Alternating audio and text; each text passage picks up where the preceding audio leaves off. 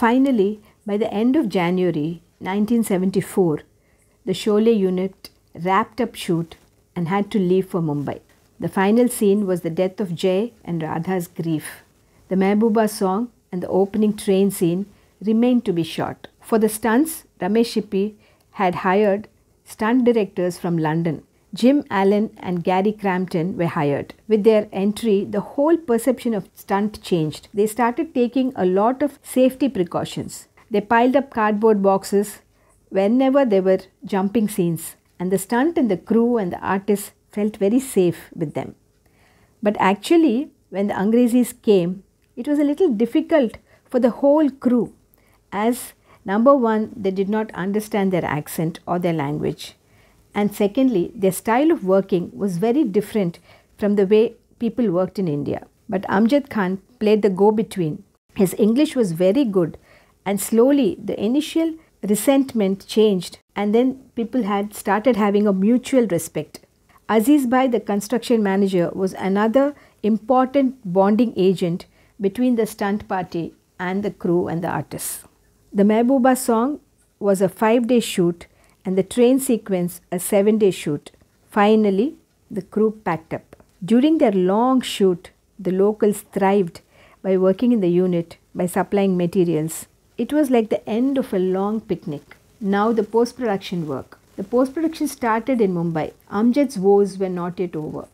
People said his voice was not suitable for a villain. The suggestions went on, but Ramesh Sippy was silent. Amjad was devastated.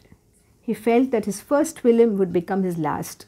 He did not have a say, as he was still the underdog among all the big stars. But finally, Ramesh went with his gut feeling and said he would retain Amjad's voice. It was of course another story that people loved the voice and the records and dialogues sold like crazy.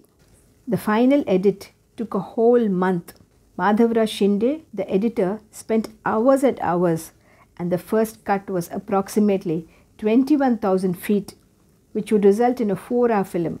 And then again the edit started and the violence was completely toned down, and finally it was cut to 18,000 feet, which was still 3 hours and 20 minutes.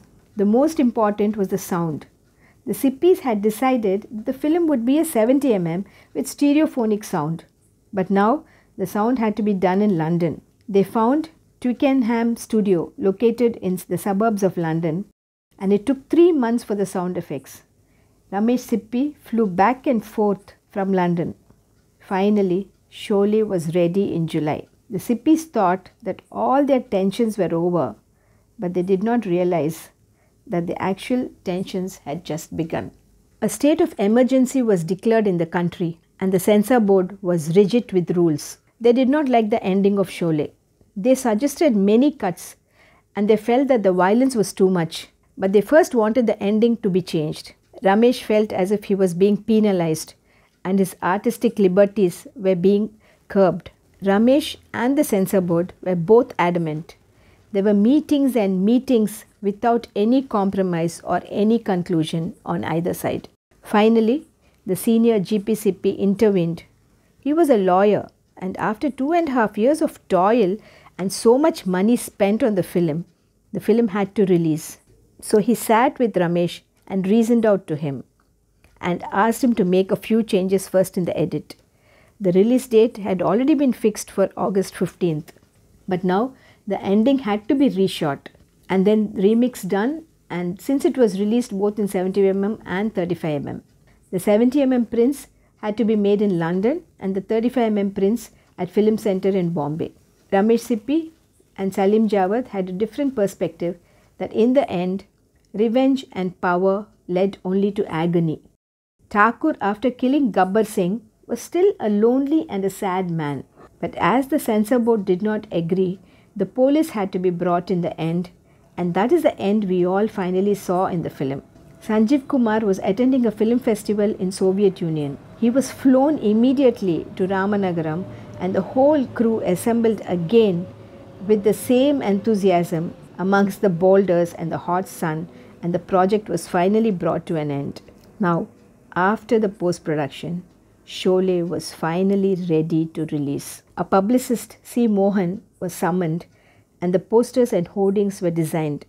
The posters read as "the greatest film ever made" and "the greatest story ever told." Amjad was a happy man, briefly.